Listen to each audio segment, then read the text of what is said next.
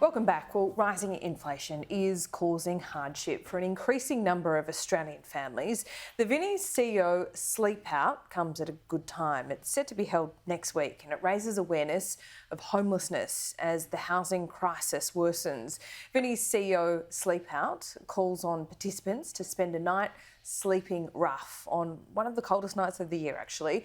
And this raises vital funds and awareness for homelessness support. Joining me live here in our warm studio is the Vinnies New South Wales CEO, Jack de Groot. Jack, great to see you. Thank you. This is such an important bit of symbolism, I think, and also important money-raising effort. What's your biggest worry this year?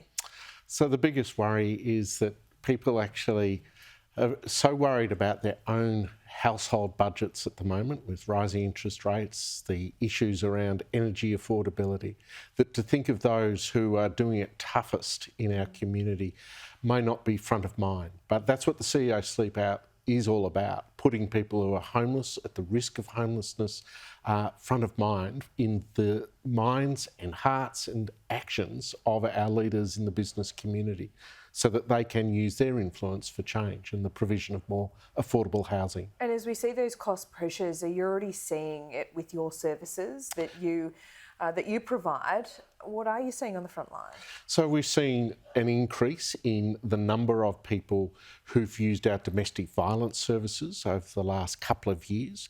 I think that's been a reflection of lockdowns, but women and children having to flee, coming to our services, and they have been chock-a-block really the last 18 months. So that risk to women, we've seen far more people actually needing support, and new faces we're seeing for the first time needing support with their household essentials such as food and paying electricity and gas bills. Is this an issue that is beyond us, do you think, to solve? Because during the pandemic we had periods of months of lockdown and we seemed to find a solution then, but we don't seem to now. That's right. I think crisis allowed a great deal of flexibility and initiative in government policy. So sure, there will be criticisms of some of the policies during lockdown, but well-targeted income support actually meant people didn't suffer the worst of their poverty.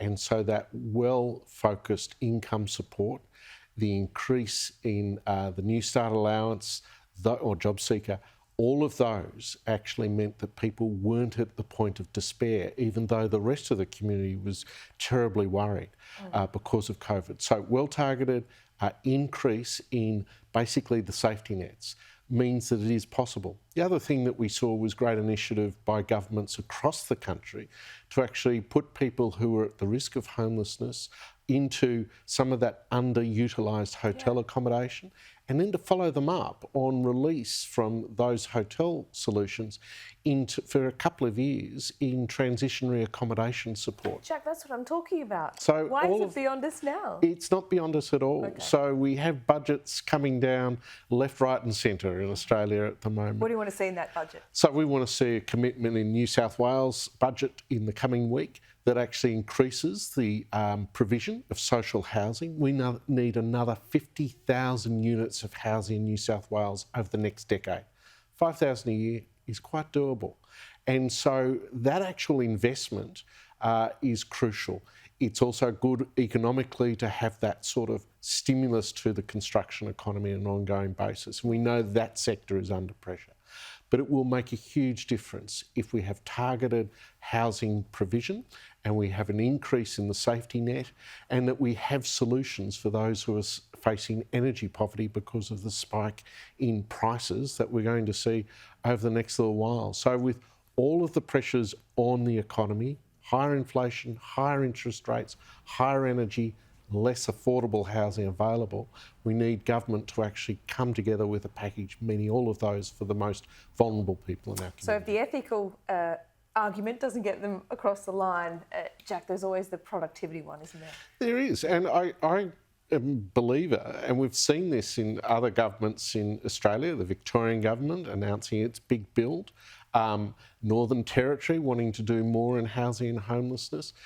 New South Wales at times with its social and affordable housing scheme, and then the new federal government in one of its housing policies having a $10 billion fund. So we actually need to see these actually implemented or renewed so we have more solutions.